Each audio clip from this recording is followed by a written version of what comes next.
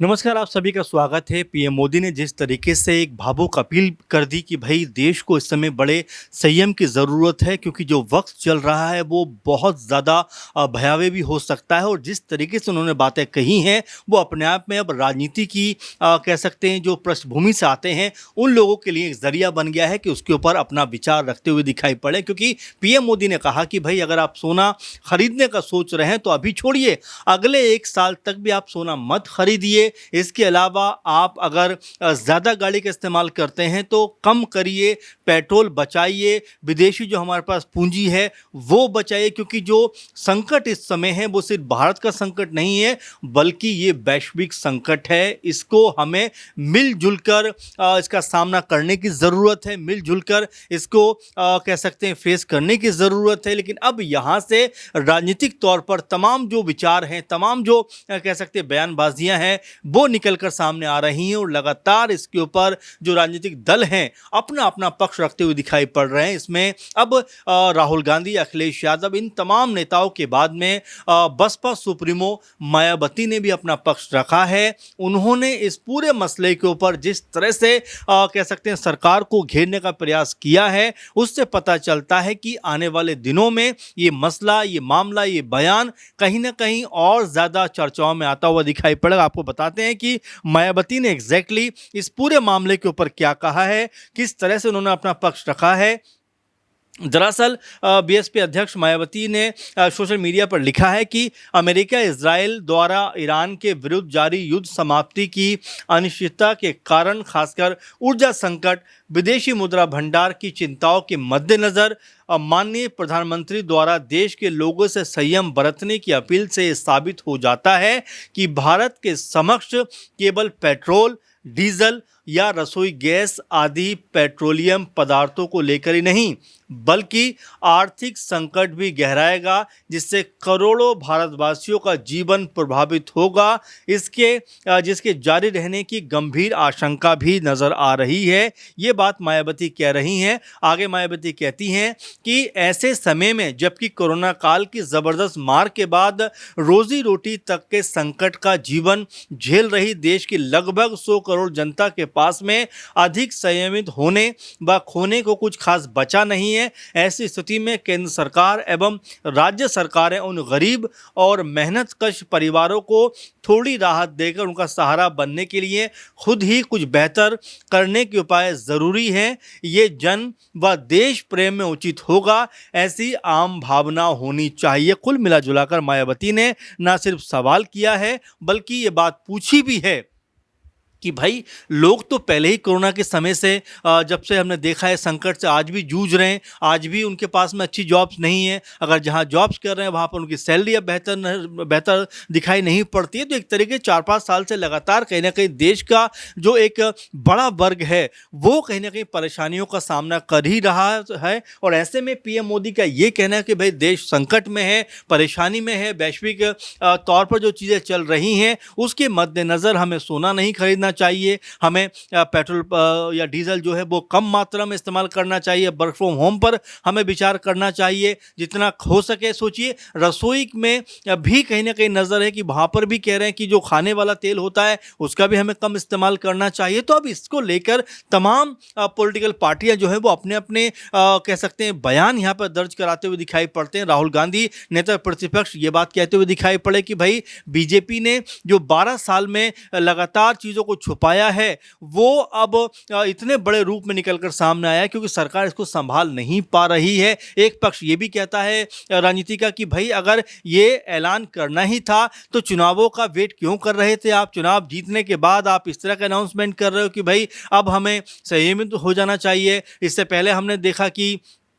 जो सरकार में बड़े ओहदों पर बैठे हुए हैं वो लगातार इस बात को कहते रहे कि भाई कहीं कोई दिक्कत नहीं, हम 40 देशों के साथ में बातचीत कर रहे हैं, वहाँ से हमारे पास सोर्सेज हैं, कोई परेशानी होने वाली नहीं है। लेकिन चुनाव ख़त्म होते ही जो कमर्शियल सिलेंडर है उसके ऊपर 1000 रुपये के आसपास बढ़ा दिए जाते हैं। और अब इस तरह की बातें पीएम मोदी के ज़रिए कही गई हैं। तो कहीं ना कहीं जो मायावती बात कह रही हैं कि भाई कोरोना काल के बाद से तो वैसे ही देश में हालात बेहतर नहीं हैं, कोई बहुत बेहतर हालात हालात दिखाई नहीं पड़ रहे हैं। और अब जब ऐसे हालातों में इस तरह की बात होगी कि भाई हमें संभल कर रहने की ज़रूरत है, हमें कम खर्च करने की ज़रूरत है, हमें हालातों का सामना करने की ज़रूरत है, तो ऐसे में सरकार का दायित्व बन जाता है कि लोगों के जो कह सकते हैं कि जो रोज़मर्रा की चीज़ें होती हैं वो उनको कैसे मुहैया करानी है। क्योंकि अगर इस तरह की बातें होंगी और इस तरह से अगर मंचों के ज़रिए कहा जाएगा तो कहीं न कहीं लोग भी पैनिक होते हुए दिखाई पड़ेंगे, लोग भी कहीं न कहीं परेशान हालत में दिखाई पड़ेंगे। और फिर उसके बाद ये बात भी कही जाती है कि हमारे पास में किसी चीज़ का कोई संकट नहीं है, हमारे पास में एलपीजी है, हमारे पास में पेट्रोल भी है, हमारे पास में तमाम वो चीज़ें हैं जिसकी ज़रूरत रोज़मर्रा की जीवन में चाहिए, वो हमारे पास उसका स्टॉक जो है वो काफ़ी भरा पूरा है। लेकिन फिर इस तरह की बातें निकल कर जब सामने आती हैं तो ये लोग समझने में कन्फ्यूज़ हो जाते हैं कि हम क्या करें और क्या ना करें। क्योंकि एक तरफ सरकार कहती है कि भाई हमारे पास में सारी सहूलतें मौजूद हैं, सारी चीज़ें मौजूद हैं, हमारे पास में कोई कमी घटी नहीं है। फिर मंचों से जब पीएम मोदी इस तरह की बात करते हैं और ये तक कहते हुए नजर आते हैं कि देश भक्ति का सवाल है, देश प्रेम का सवाल है, देश की खातिर आप कम से कम चीज़ों का इस्तेमाल करिए, तो फिर ये सवाल उठ के सामने आ जाता है कि जब सब कुछ हमारे पास में मुहैया है, हम तमाम देशों के साथ में एग्रीमेंट कर रहे हैं, तमाम देशों के साथ में ट्रेड कर रहे हैं, हम व्यापार कर रहे हैं, बहुत सारी चीज़ें भेज रहे हैं, बहुत सारी चीज़ें आयात कर रहे हैं, लेकिन उसके बावजूद भी अगर इस तरह की बात और इतने बड़े लेवल पे कही जाती है कि भाई सोने की बात कर रहे थे पीएम मोदी जी की, अगर आप कह सकते हैं बच्चों की शादी में सोना खरीदने का आपका जो प्लान हो तो आप उसको जो है कैंसिल कर दीजिए, क्योंकि एक साल तक आप सोना मत खरीदिए। उसके बाद आपने देखा जो सराफा मार्केट है उसके बहुत सारे जो सराफा बाजार है उसके बहुत सारे जो लोग हैं वो अपना विरोध जताते हुए दिखाई पड़े। लखनऊ हो, दिल्ली हो, चाहे और तमाम जगह हो देश की, वो ये कहते हुए नजर आए कि भाई अगर मंच से आप इस तरह की बातें कहेंगे तो कहीं ना कहीं हमारा जो मार्केट है, हमारा जो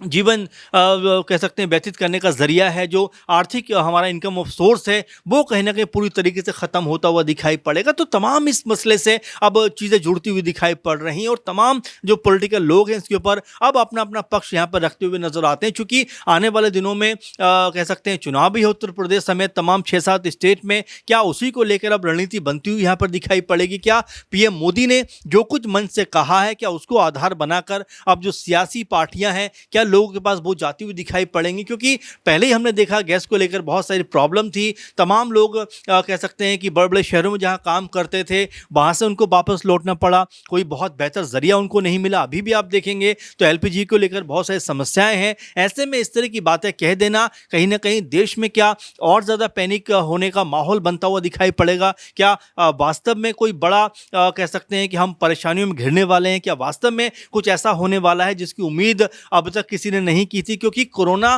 का जिक्र पीएम मोदी ने जिस तरह से किया है कि जिस तरह से हमने कोरोना में एक दूसरे का हाथ पकड़कर सपोर्ट किया उसी तरह से हमें अब भी करने की ज़रूरत है। और वो तो कहते हैं कि ये जो वक्त है, क्योंकि जिस तरह से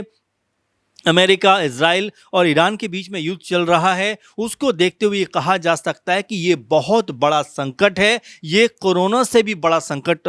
एक तरीके से पीएम मोदी ने कहा है। अब उसी के उनके बयान के ऊपर मायावती ने भी कह दिया कि भाई देश जो है वो पहले ही तमाम चीज़ों से जूझ रहा है, तमाम दिक्कतों से जूझ रहा है, तमाम परेशानियों को कहीं ना कहीं फेस करता हुआ दिखाई पड़ता है। बेहतर नौकरी नहीं है, बेहतर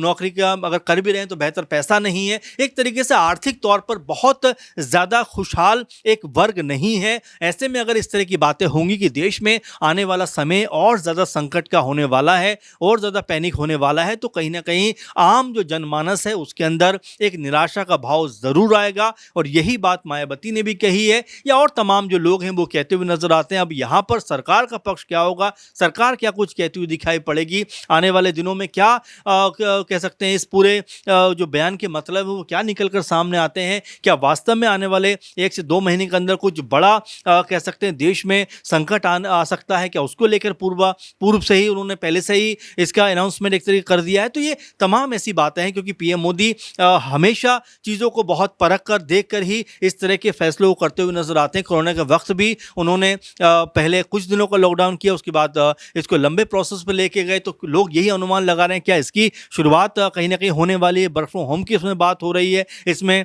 जो है